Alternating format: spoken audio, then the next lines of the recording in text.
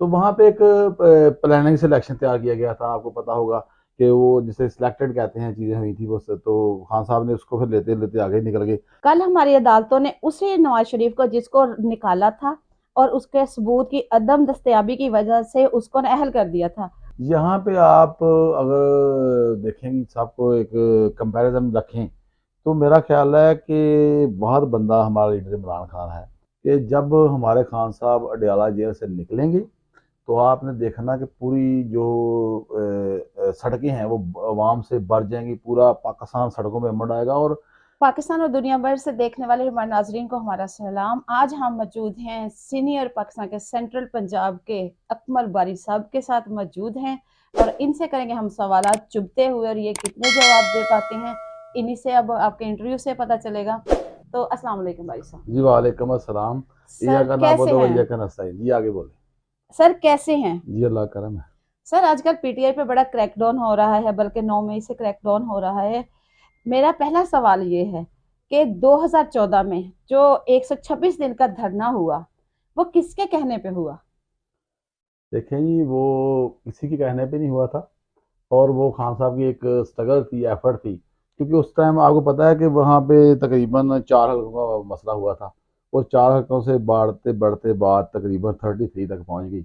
और उस टाइम हमारे कप्तान इमरान खान ने कहा था, जो उस टाइम की हुकूमत थी, मियाँ नवाज शरीफ और वगैरह वगैरह, उनसे कहा था कि आप ये 4 हल्कों की दोबारा रिकाउंटिंग करा लें तो हम इस पे एग्री हैं, बाकी इलेक्शन को हम नहीं छेड़ेंगे। तो वहाँ पे एक प्लानिंग से इलेक्शन तैयार किया गया था, आपको पता होगा कि वो जिसे सिलेक्टेड कहते हैं चीज़ें हुई थी वो तो खान साहब ने उसको फिर लेते लेते आगे निकल गए। फिर वहाँ पे खान साहब ने, आपको याद होगा कि अंपायर की भी उंगली की थी और लोगों ने उसका गलत मतलब लिया था। वो खान साहब का मतलब ये था कि अल्लाह का एक इशारा है, तो वो देखें अल्लाह ने मौका दिया और खान साहब फिर दोबारा पाकिस्तान के वज़ीर आज़म पाकिस्तान बने, और उन्होंने काफ़ी चीज़ें ठीक कर ली हैं। और अब उनको टाइम थोड़ा सा शार्ट था, उसमें कोरोना आ गया, कई क्रासेस आ गए, कई मुल्की हालात ख़राब हुए। तो अब इंशाल्लाह ताला जो हमारा अगला मिशन है, जो हमारा विज़न है, खान साहब अब 1/3 मेजोरिटी से आएंगे इंशाल्लाह ताला, हमारा जो आने वाला पाकिस्तान है वो बदलता पाकिस्तान है। 126 दिन का धरना था। पाकिस्तान इस्लामाबाद की सड़कों पे कोई 15 मिनट नहीं बैठ सकता। किस किस पोर्ट से हुआ? देखें ये जो आप कह रही हैं ये जमहूरी मुल्क है, किसी के कहने पे कुछ नहीं हुआ। खान साहब ने जो एक प्रोग्राम दिया हुआ था वहाँ पे लोग बैठे हैं, और ये देखें अभी वो तो आप 126 दिन का धरना देख रही हैं, ये हमारा तकरीबन मेरा ख्याल है इसको तकरीबन हो गए हैं जी 14 माह या 16 माह हो गए हैं। ये जो धरना चल रहा है हमारा, धरने से भी हम बुरे हालात में से गुजर रहे हैं, जेलें भी हम काट रहे हैं, सोबते भी सह रहे हैं, लोगों के घर तोड़ दिए जाते हैं, ये धरने से भी बड़ी बात है। अब ये किसके कहने पे हो रहा है? ये खान साहब का एक विजन है, मंशूर है, उन्होंने अपने विजन पे चलना है और हम उनके साथ दे रहे हैं, और बस ये बात 126 दिन में धरना देने पे सड़कों पे बैठे हुए लोगों को किसी ने कुछ नहीं किया। आज 10 बंदे इकट्ठे हो जाते हैं, पुलिस उठा के ले जाती है, औरतों को घरों से उठाया जाता है, घसीटा जाता है, मारा जाता है। 6-7 खवातीन 6 महीनों से अभी तक जेल में हैं। तो ऐसा क्या है कि 126 दिन तो उनको नजर नहीं आया, लेकिन अब उनको 2-10 मिनट भी चुभते हैं। है। देखिए उनको अब पता चल गया है कि ये जो बंदा है इसका विजन क्या है, हकीकत क्या है। ये एक हकीकी लीडर है, नेशनल लीडर है ये। और इसके बाद मेरा ख्याल है उस टाइम पे जो एक पाकिस्तानी स्टैब्लिशमेंट है, एक इंटरनेशनल है, तो इंटरनेशनल स्टैब्लिशमेंट मेरा ख्याल है अब जो खान साहब के साथ उन्होंने एक लॉबिंग की हुई है, वो मेरा ख्याल है उनकी वजह से ये तो हुक्म के गुलाम है, तो इस वजह से ये सारा सिस्टम चल रहा है। मेरा ये एक ज़ाती तजरिया है। अच्छा, मुझे ये बताएं कि 2016 में एक चलते हुए हुकूमत को नवाज शरीफ साहब को गिराया गया। अदालत और सारी कुव्वतें मिलकर उनके खिलाफ कोई सबूत इकट्ठे नहीं कर सकी। बाद में सबूत की अदम दस्तयाबी की वजह से एक चलती हुई हुकूमत को गिरा दिया गया। उसी तरह ही और उस रात को लोगों ने शादियाने बजाए, सब कुछ किया। उसके बाद 9 अप्रैल को 2022 को चलती हुई हुकूमत को खान साहब की भी गिरा के चलता किया। क्या ये खुला तजाद नहीं है? देखें पहले तो मैं आपके सवाल का जवाब दो चीज़ों में, दो पोर्शन में रखता हूँ। जी। मुझे लग रहा है यहाँ तो कहीं किसी से आपने बिरयानी खा ली है, या आपको कोई होंडा 125 की ऑफर हो गई है, या आपको टिकट जन्नत का नजर आ रहा है। ये आपने किसने कहा ये तजाद था? देखें ये जो आप जिनकी तरफ आप इशारा कर रही हैं या बात कर रही हैं, उन्होंने ही निकाला था सारा पनामा लीक्स, और इनके जो क्या नाम है एवन फील्ड वाले फ्लैट, अजीजिया पेपर मिल, ये सारा ये सारे केस इन्हों के तैयार किए हुए थे, नैब भी इनका ही था उस दौर में। तो मज़े की बात यह है कि मियाँ नवाज शरीफ के उनको एक मनी ट्रेल मांगी गई थी उनसे, तो वो उनके जो सारे घर के अफराद हैं वो दादा दादा के जवाब दे रहे थे उसके। कोई कह रहा था कि ये मेरे दादा गरीब थे, कोई कह रहा दादा अमीर थे। नवाज शरीफ कहता है मेरा दादा जो खानदानी रईस था। और वो तो आपको पता है कि लाहौर था यहाँ पे, सॉरी टू से, ये स्टेशन की तरफ से, तो इधर एक चौक है कोई, वो सॉरी उसका मैं नाम दालगिरा चौक है ग्वार वो। मंडी। नहीं नहीं, दालगिरा चौक में वहाँ पे इनकी भट्ठी थी। ये कोई खानदानी रईस नहीं थे। और मजे की बात है कि नवाज शरीफ ने कहा कि ये मेरे बाप ने, मरियम ने कहा मेरे ये बाप ने लेके दी है, तो छोटे छोटे बच्चे थे उन्होंने कहा ये इन्होंने खुद मुख्तार थे उन्होंने दिया। और ये सारे सबूतों को मिला के उनको किया गया था उस टाइम नाहल। नाहल की उन्होंने किया इन अदालतों ने। अब यही अदालतें जो हैं ये अब वापस लेके आ रही हैं। अब देखे ना आजकल जो है तजाद, हम तो ये कह रहे हैं कि हमारे जो खान साहब हैं उन्होंने एक विजन दे रहे हैं कि खुद मुख्तार पाकिस्तान, खुशहाल पाकिस्तान, बराबरी का पाकिस्तान, हर बंदा आइन के ताबे हो और हर बंदे के साथ इक्वल सलूक हो। कल हमारी अदालतों ने उसी नवाज शरीफ को जिसको निकाला था और उसके सबूत की अदम दस्तयाबी की वजह से उसको अहल कर दिया था, उसी अदालतों ने आज कल उनको अहल कर दिया है।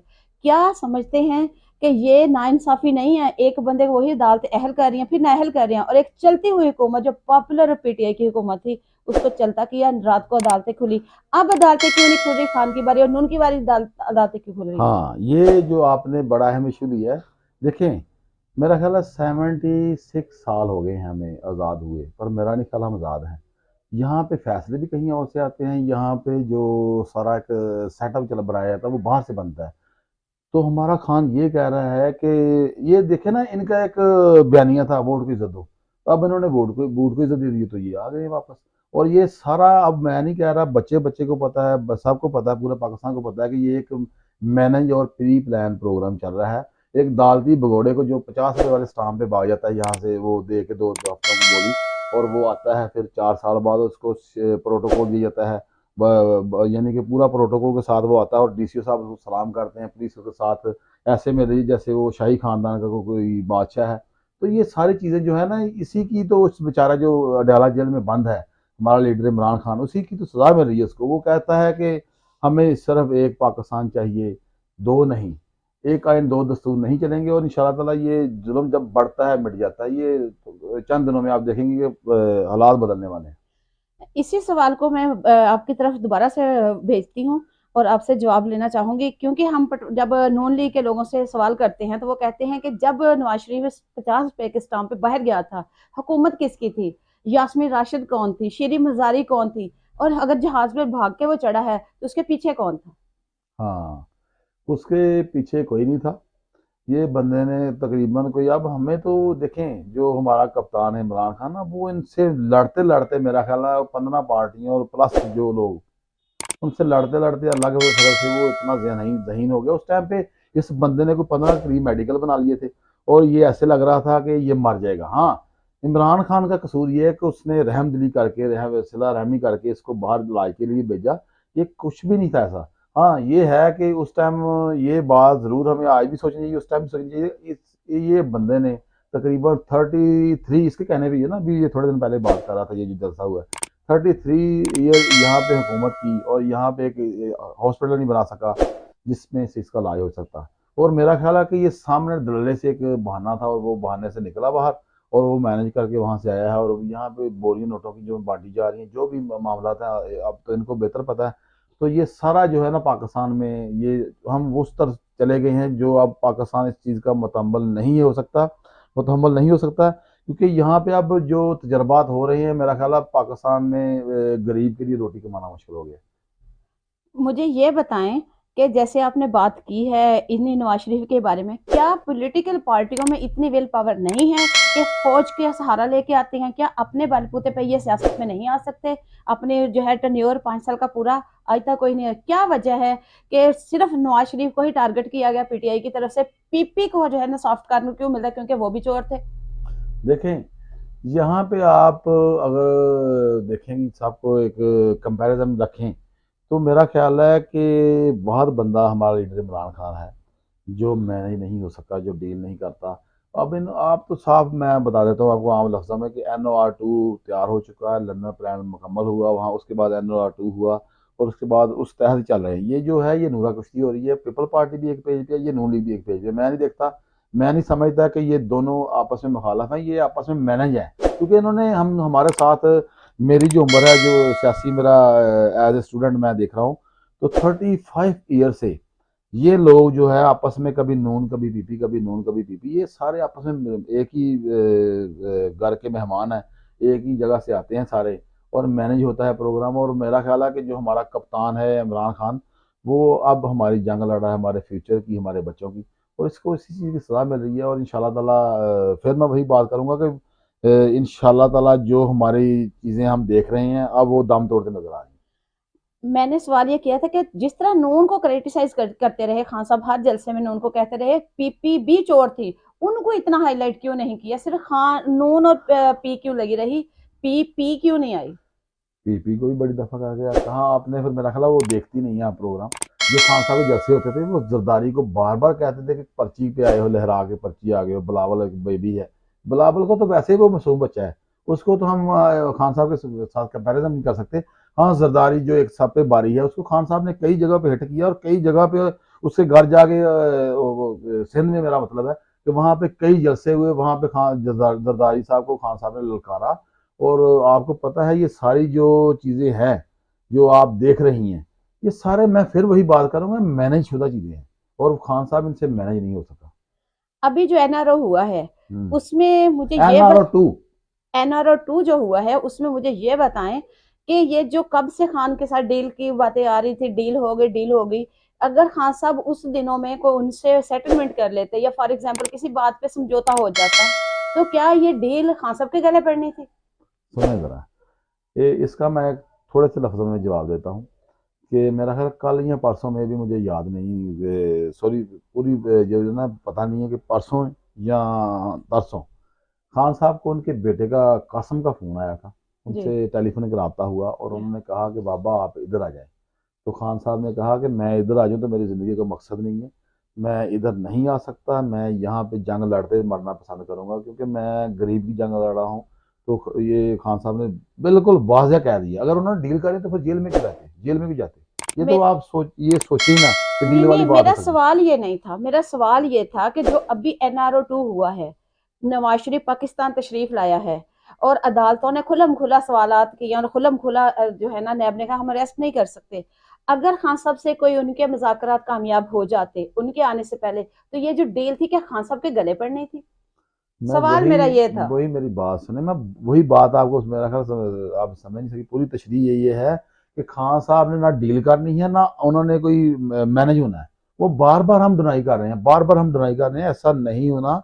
खान साहब ने दो चीज़ें रखी हुई हैं सामने, सारे स्टैब्लिशमेंट हो या पूरा पाकिस्तान की जो साबका हुकूमत है या जो मौजूदा निगरान हुकूमत है, कि फेयर एंड फ्री इलेक्शन और fair and free trial, merit पे ट्रायल ट्रायल करें, जो किसी का केस बनता है उस पर करें, जो नहीं बनता उसको छोड़ें। तो ये जो सारा निज़ाम चल रहा है, इसमें ना ये सिर्फ अमीर के लिए अलग कानून है और गरीब के लिए अलग कानून, आप देख ही रही हैं ना, सारा एक दस्तूर, एक आइन दो दस्तूर चल रहे हैं, तो ये सारी चीज़ें मैंने शुदा है।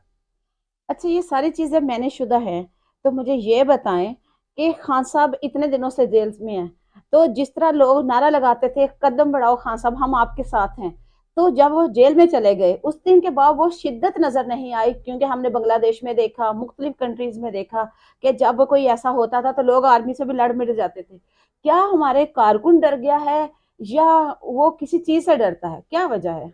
ना तो कारकुन डरा है, ना खान साहब डरे हैं, ना हम डरे हैं, कुछ भी नहीं हुआ। हाँ, ये हुआ कि अभी हर बंदे को रोटी के लाले पड़े हुए हैं, बेचारा घर से रोटी कमाए कि यहाँ पे आए।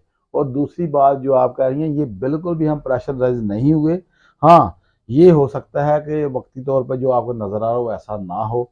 ये जो निज़ाम अभी चल रहा है इलेक्शनों में, देखिए अब हो सकता है कि, हाँ, एक बात मुझे यहाँ पे मैं करना चाहूँगा कि खान साहब ने एक वाज़ह इशारा किया था कि आप पुरअमन रहें।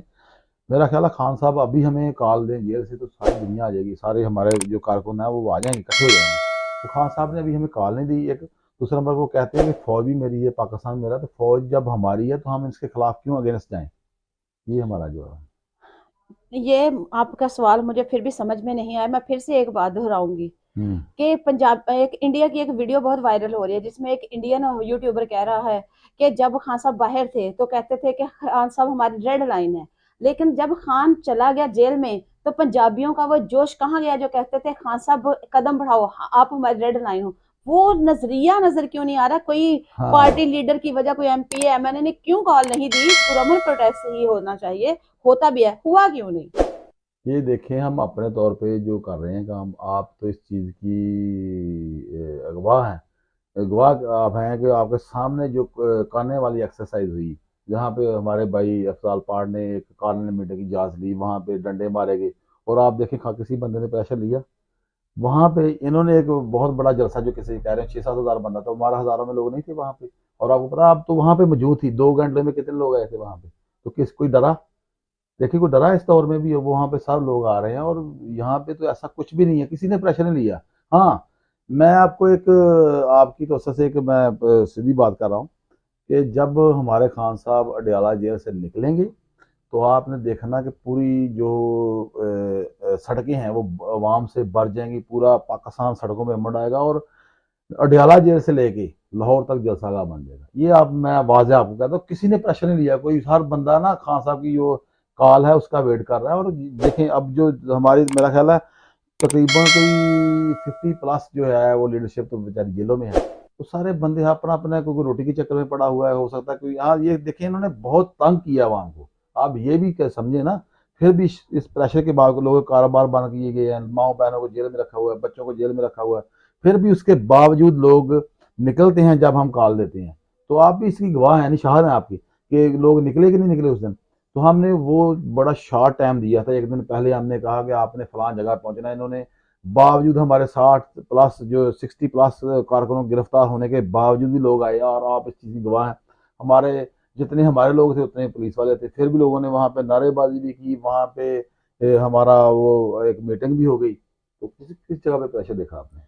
आपने कन्वेंशन का जिक्र किया कहना का, बार बार आपने मेरे गवाह होने के जो है ना सबूत दिए।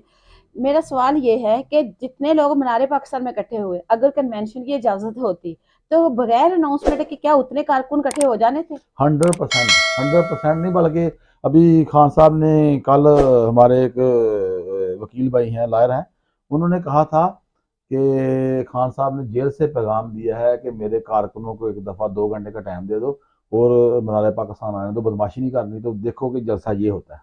तो ये तो वाजह सबूत है। आप हर जगह पे हर देखें, इन्होंने बेशक इमरान खान को कैद में डाला, जेल में रखा हुआ, पर वो उसकी सोच की कोई नहीं कर सकता, जेल में रख सकता, नाम बंद कर सकता है। पूरा पाकिस्तान खान साहब की सोच के साथ चल रहा है। खान साहब एक सोच का नाम है, इमरान खान एक सोच का नाम है, वो सोच पूरे पाकिस्तान में ये सर्वाइव कर रही है। नाजरीन, हमने अपने सवाल एक न्यूट्रल होकर सवालों के जवाब लिए हैं और क्वेश्चन वो किए हैं जिसको हमारे नून लीग के लोग पसंद करते हैं, उन्हीं की फेवर में हमने सारे सवाल किए हैं। सवाल मेरा सिर्फ ये है, क्या शेर को कैद में पिंजरे में बंद कर लिया तो शेर कैदी हो जाता है? क्या शेर की धाड़ खत्म हो जाती है? क्या लोग डर जाते हैं? नजरिया एक हो, कौम एक हो, दस्तूर एक हो, तो मेरा नहीं ख्याल कोई भी डरता है।